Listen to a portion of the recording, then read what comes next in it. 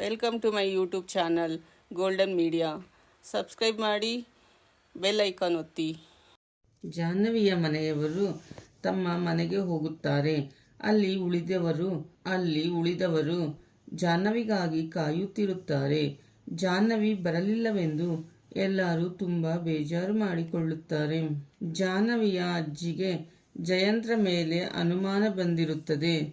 ಜಾಹ್ನವಿ ತವರಿಗೆ ಬರುವುದನ್ನು ತಡೆಯಲೆಂದೇ ಜಯಂತ್ ಹೀಗೆ ಮಾಡಿರುವುದು. ಇನ್ನು ಮುಂದೆ ಅವನನ್ನು ಗಮನಿಸಬೇಕು ಎಂದುಕೊಳ್ಳುತ್ತಾರೆ.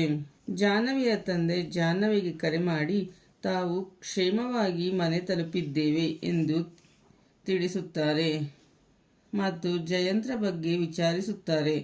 ಆಗ ಜಾಹ್ನವಿ ಜಯಂತ್ರವರು ಕಚೇರಿಗೆ ಹೋಗಿದ್ದಾರೆ ಎನ್ನುತ್ತಾಳೆ. ಜಯಂತ್ ಕಚೇರಿಯಿಂದ ಮನೆಗೆ ಬರುತ್ತಾರೆ ಮತ್ತು ಕೈನೋವು ಕಡಿಮೆಯಾಗಿದೆ ಎನ್ನುತ್ತಾರೆ. ಆಗ ಜಾಹ್ನವಿ ಹಾಗಾಗಿದ್ದರೆ 2 ದಿವಸ ತವರು ಮನೆಗೆ ಹೋಗಿ ಬರಲ ಎಂದು ಕೇಳುತ್ತಾಳೆ.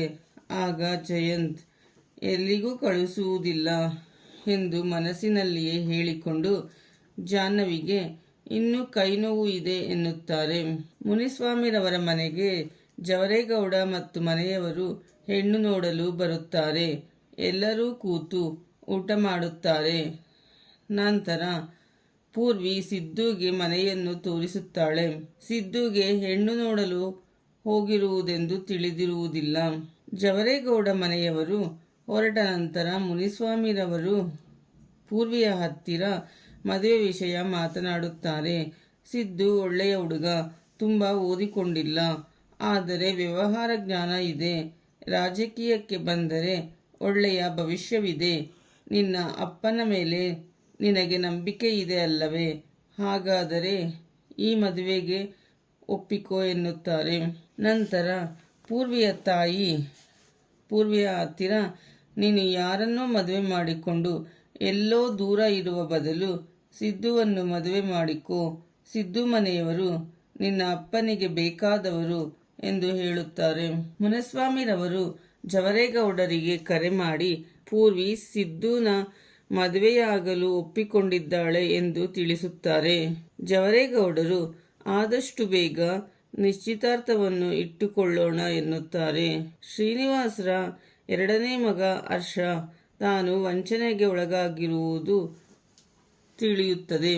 ಆದುದರಿಂದ ತುಂಬ ಬೇಜಾರಾಗಿ ಮನೆಗೆ ಬರುತ್ತಾನೆ.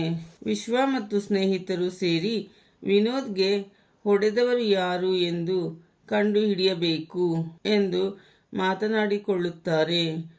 ಅಲ್ಲಿಗೆ ಬಂದ ವಿಶ್ವನ ತಂದೆ ವಿಶ್ವನಿಗೆ ಮದುವೆ ಮಾಡೋಣ ಎನ್ನುತ್ತಾರೆ. ಅದಕ್ಕೆ ವಿಶ್ವ ತಾನು ಇನ್ನೂ ಓದಬೇಕು, ಈಗಲೇ ಮದುವೆ ಬೇಡ ಎನ್ನುತ್ತಾನೆ. ತಾನು ವಿಶ್ವನ ಸ್ನೇಹಿತರ ಹತ್ತಿರ ವಿಶ್ವ ಯಾರನ್ನು ಪ್ರೀತಿಸುತ್ತಿದ್ದ ಎಂದು ತಿಳಿದುಕೊಳ್ಳುತ್ತಾಳೆ. ಆನಂತರ ಜಾಹ್ನವಿಯನ್ನು ಭೇಟಿ ಮಾಡಿಸಿ ಎನ್ನುತ್ತಾಳೆ. ಆಗ ವಿಶ್ವನ ಸ್ನೇಹಿತರು ಜಾಹ್ನವಿಯ ಮನೆ ಎಲ್ಲಿದೆ ಎಂದು ತಿಳಿದಿಲ್ಲ, ಆದರೆ ಮುಂದಿನ ವಾರ ಫಲಿತಾಂಶವಿದೆ, ಆದುದರಿಂದ ಕಾಲೇಜಿಗೆ ಬರುತ್ತಾಳೆ, ಅಲ್ಲಿ ನೀನು ಜಾಹ್ನವಿಯನ್ನು ಭೇಟಿ ಮಾಡಬಹುದು ಎನ್ನುತ್ತಾರೆ.